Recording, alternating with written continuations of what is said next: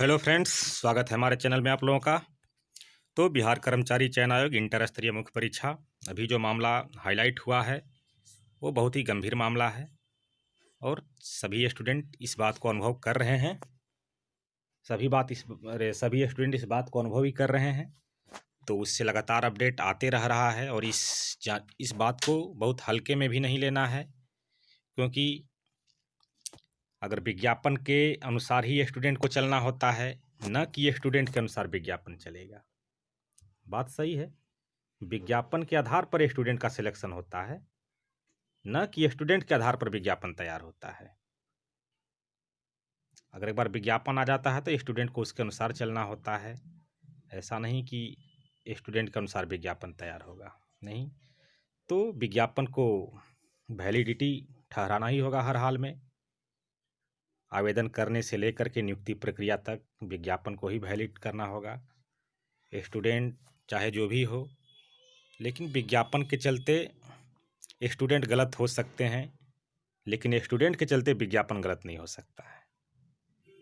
तो बात सही है। आइए, जैसा वीडियो का आप लोग थंबनेल भी देख चुके हैं कि 3 बार नोटिफिकेशन जारी हुआ था पीटी परीक्षा के आवेदन के लिए, और तीनों में कुछ अलग अलग बातें थी जिनको बहुत सारे कैंडिडेट नहीं समझ पाए होंगे। तो एक बार फिर से मैं इस वीडियो के माध्यम से डिस्कस करने देना चाहता हूँ, ताकि उनको भी अपनी गलती का एहसास हो जाए और अभी से ही आश्वस्त होकर के अपने दूसरे परीक्षा की तैयारी में भी लगें। तो वीडियो को शुरू करने से पहले आप लोग से रिक्वेस्ट है कि जो लोग चैनल पर नए हैं या अभी तक चैनल को सब्सक्राइब नहीं किए हैं तो इसको ज़रूर सब्सक्राइब करें, बगल वाली बेल बटन भी दबा दें और वीडियो को शेयर करें जहां तक संभव हो सके, ताकि अधिक से अधिक लोग इसको देख सकें। आइए वीडियो को शुरू करते हैं। ये देखिए, सबसे पहले ये विज्ञापन आया था जून 2014 में, जैसा लिखा हुआ है स्क्रीन पर। बिहार सरकार ने विभिन्न विभागों में 12वीं पास युवाओं के लिए 9600 रिक्तियां निकाली गई हैं। जैसा मैं थंबनेल में दिखा चुका हूं कि 3 बार नोटिस जारी हुआ था और तीनों बार अलग अलग चीज़ें लिखी हुई थी। तो पहली बार के विज्ञापन में 9600 ही रिक्तियां आने वाली थी।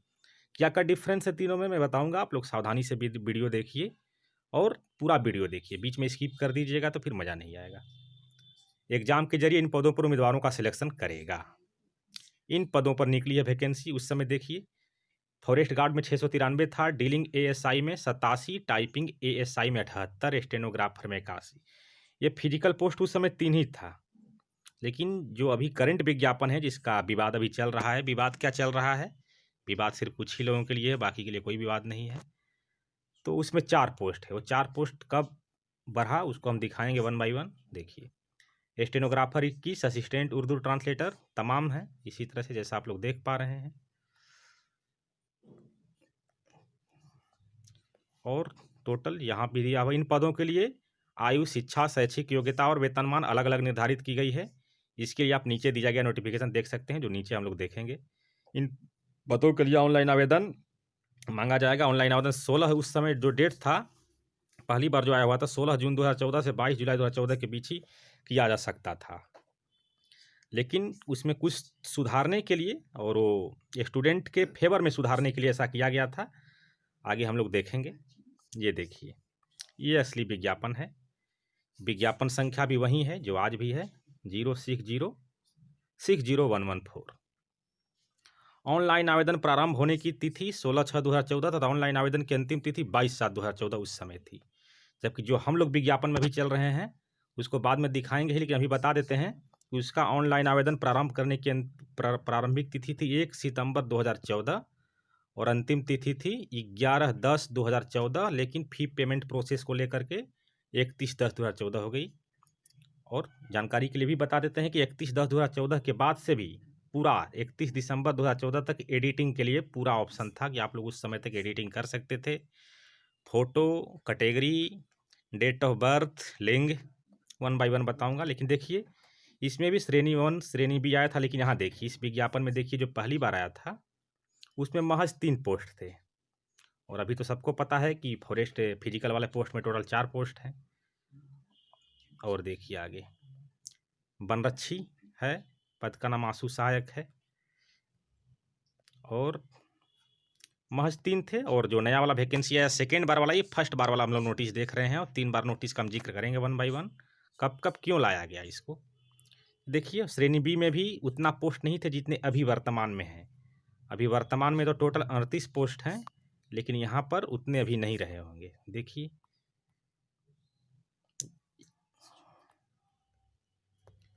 यानी कि यहाँ देखिए टोटल यहाँ 29 ही दिखाई दे रहे हैं, जबकि नॉन फिजिकल में 38 तरह के पोस्ट हैं। इसका मतलब कुछ स्टूडेंट के हित को ही ध्यान रखते हुए रिवाइज विज्ञापन निकाला गया था। उसमें सीटों की संख्या लगभग 1.5 गुना हो गई थी। जैसे यहाँ लिखी भी हुई है, उपयुक्त रिक्तियां सभी औपबंधिक है जो घट बढ़ सकती है, उसी के तहत लाया गया था। ये देखिए बाकी को, हाँ एक चेंजिंग और दिखाएंगे। एक चेंजिंग ये कि वैकेंसी वहाँ थोड़ा बढ़ करके आया था। यहाँ देखिएगा उम्र सीमा जो यहाँ लगाया गया था, वनरक्षी के लिए दिनांक 1/8/2013 को न्यूनतम 18 वर्ष, अधिकतम अनारक्षित को 23 वर्ष, बीसी एमबीसी को 25 वर्ष, एससी एसटी को 28 वर्ष, शेष सभी पदों के लिए नीचे दिया हुआ है। उसके लिए 1/8/2013 किया गया था, न्यूनतम 18, मैक्सिमम 37। बाकी बीसी एमबीसी को जो एज रिलैक्सेशन है, जिसके तहत बीसी एमबीसी पुरुष और महिला के लिए 40 वर्ष, अनारक्षित महिला के लिए भी 40 वर्ष, एससी एवं एसटी पुरुष महिला दोनों के लिए 42 वर्ष। यहाँ ध्यान दीजिएगा, जो मैं अगला पीडीएफ दिखाऊंगा रिवाइज वाला, तो उसमें क्या चेंजिंग 1/8/2013 के बारे में पहली बार मांगा था। मैक्सिमम भी यहीं से काउंट हो रहा था, मिनिमम भी यहीं से काउंट हो रहा था। ठीक है, एज को ही लेकर के तो सारा लोचा फंसा हुआ है। एज पर ही यहाँ पर सब कुछ विज्ञापन में चेंजिंग हो रहा है, क्योंकि बिहार में वैकेंसी का सर्टेनिटी नहीं ना होता है, कब आती है कब नहीं आती है, लेट से आती है तो मामला कोर्ट में जाता है। सब 1 बाय 1 डिस्कस हो रहा है। तो 1/8/2013 के आधार पर पहली बार विज्ञापन मंगाया गया था। इसमें भी देखिए बाकी सब परीक्षा शुल्क भी वहीं सब था, जो हम लोग अगला वाला में भी डिस्कस करेंगे। बाकी सब सिलेबस है। तो ये विज्ञापन को लाइन बाय लाइन पढ़ना बहुत ज़रूरी है फॉर्म भरने से पहले। तो आइए अब सेकेंड वाला विज्ञापन पर हम लोग चलते हैं कि उसमें क्या था। ये रहा संशोधित विज्ञापन। ये देखिए जैसा लिखा भी हुआ है, इंटर स्तरीय संयुक्त प्रतियोगिता परीक्षा का संशोधित विज्ञापन। वो क्या था, स्टार्टिंग विज्ञापन था, लेकिन ये संशोधित आ गया। तो उसमें टोटल कितना था, 9,600 वैकेंसी था। यहाँ पर हो जाएगा 13,120। यहाँ देखिए वहाँ जहाँ पर फिजिकल वाले पोस्ट में महज 3 ही पोस्ट थे, यहाँ पर एक एक्स्ट्रा बढ़ गया था, तो ज़्यादा वैकेंसी का मौका मिल गया स्टूडेंट के लिए। उसमें सारा डिटेल दिया हुआ है उसी तरह से। और देखिए यहाँ अब नॉन फिजिकल पोस्ट वहाँ 29 तरह का था फर्स्ट वाला वैकेंसी में विज्ञापन में। यहाँ हम लोग देखते हैं तो 38 होगा। देखिए 38 है, तो ये तो वैकेंसी बढ़ा स्टूडेंट के हित में, इसमें कोई डाउट नहीं। और अगला क्राइटेरिया देखिए एज वाला था, जैसा हम वहाँ बताए थे कि 1/8/2013 से न्यूनतम और मैक्सिमम दोनों मांगा गया था। लेकिन यहाँ देखिए प्रारंभिक परीक्षा के परीक्षाफल के प्रकाशन के पूर्व जिन अधियाची विभागों के द्वारा 13/3/2014 तक के लिए संशोधित रिक्तियों अथवा नई रिक्तियां आयोग को संशोधित किया जाएगी, उन रिक्तियों को भी इस विज्ञापन की रिक्तियों में समावेशित कर लिया जाएगा। माननीय पटना उच्च न्यायालय के द्वारा इतना है, पारित आदेश के आलोक में सामाजिक सुरक्षा एवं निःशक्तता निदेशालय के द्वारा प्रेषित अधियाचनाओं पर माननीय उच्च न्यायालय द्वारा पारित आदेश के आलोक में कार्रवाई की जाएगी। अब देखिए जो मॉडिफाइड है तो उसमें क्या हुआ, वनरक्षी के लिए 1/8/2014 को न्यूनतम 18 और अधिकतम 23 वर्ष कर दिया गया, और बीसी एमबीसी को 25 वर्ष, एससी एसटी को 28 वर्ष। परंतु वैसे अभ्यर्थी जिनका दिनांक 1/8/2013 को सरकार द्वारा निर्धारित अधिकतम उम्र सीमा धारित करते हों, वे भी उम्र सीमा के आधार पर इस परीक्षा के पात्र होंगे।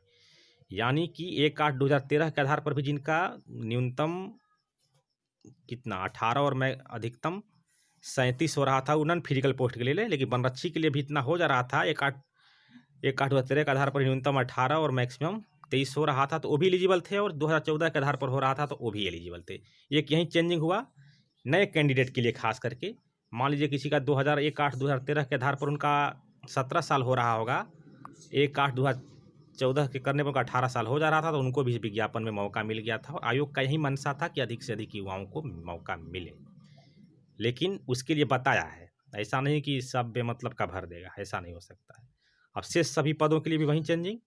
कार्मिक एवं प्रशासनिक सुधार विभाग कि संकल्प संख्या 25-23 इतना के अनुसार 1/8/2014 के आधार पर की जाएगी, परंतु वैसे अभ्यर्थी जो दिनांक 1/8/2013 को भारत सरकार द्वारा निर्धारित अधिकतम उम्र सीमा धारित करते हों कि उम्र सीमा के आधार पर इस परीक्षा में पात्र होंगे। यानी कि दोनों ऑप्शन दे दिया गवर्नमेंट ने।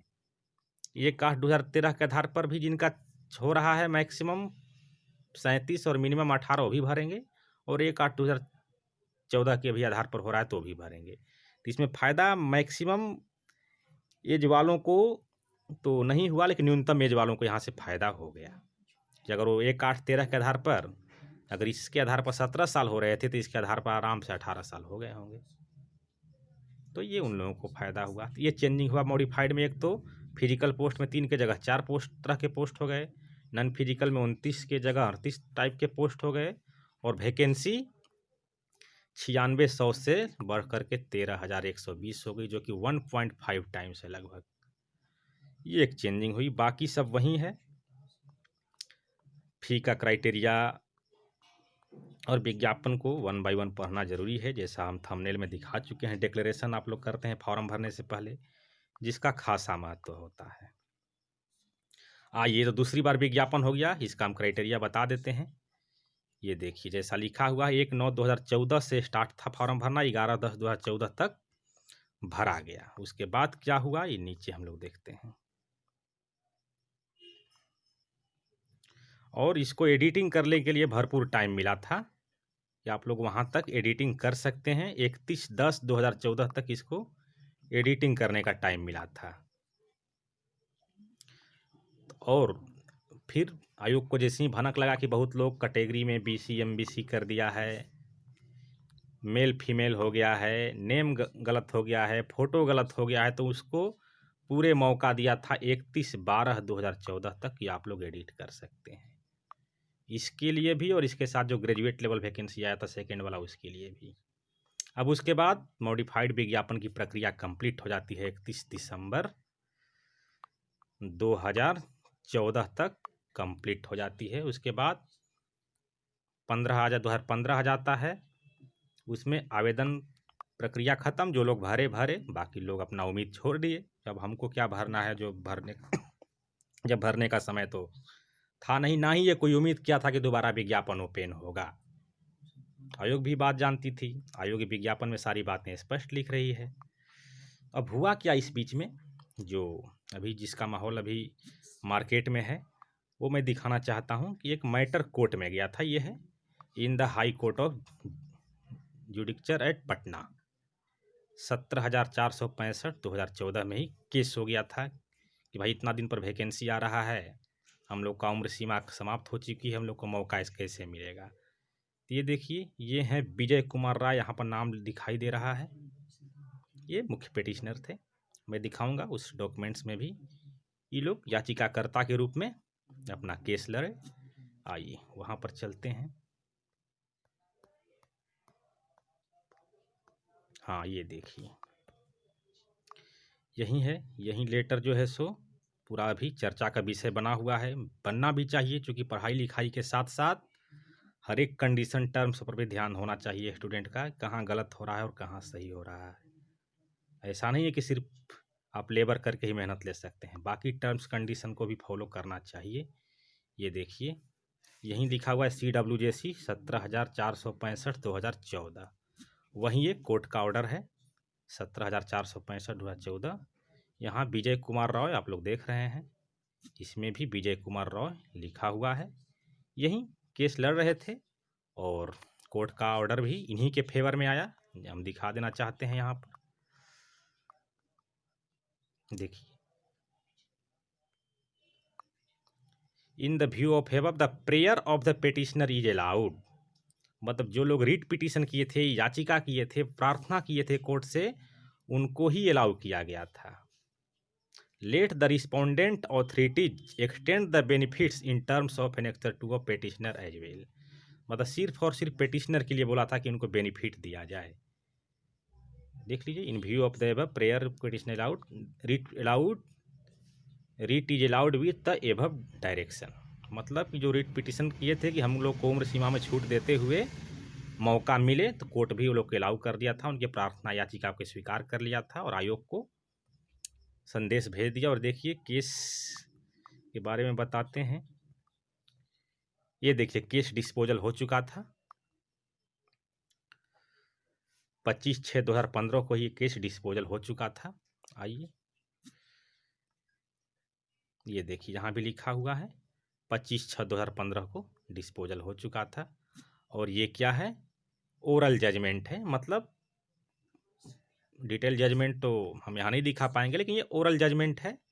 डिटेल जजमेंट जैसे ही हमारे हाथ लगेगा उसका भी हम जिक्र करना चाहेंगे, लेकिन ओरल जजमेंट यही है कि याचिकाकर्ता का बात को मान लिया गया था और स्पेशली उन्हीं को अलाउ करने के लिए बोला गया था। पेटिशनर इज अलाउड, बाकी को नहीं बोला गया था।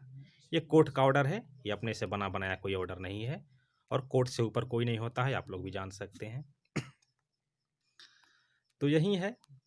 तो ये तीसरा बार नोटिस है, इसके पहले हम 2 बार जिक्र कर चुके हैं, तीसरा बार है। और ये जब नोटिस आया था 2016 में, तो उस समय जैसे आज के समय में यूट्यूब इंटरनेट का उतना क्रेज नहीं था, एक दूसरे को लोग यूट्यूब पर समझाने वाले नहीं थे।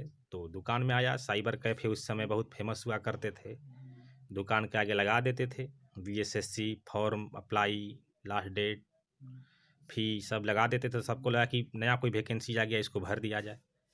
और साइबर कैफ़े में जाने पर उन लोग को भी उतना आइडिया नहीं होता है कि किन लोगों से भरवाना है, क्या करना है। जो गया सबका भरते चले गए। तो देखिए, और इस लेटर तो मैं पहले जिक्र कर चुका हूँ, ज़्यादा डीपली नहीं जिक्र करना चाहूँगा, लेकिन इसके बाद मैं जो जिक्र करना चाहूँगा वो बहुत इंटरेस्टिंग रहेगा। तो वहाँ पर समझ में आएगा कि हाँ, ये स्टूडेंट क्या कहाँ गलती किए हैं। यानी कि फॉर्म भरने से पहले तीनों नोटिस को पढ़ लेना ज़रूरी था। इस नोटिस को जब भी हम दिखा रहे हैं और इसके पहले जो दोनों नोटिस दिखाए थे,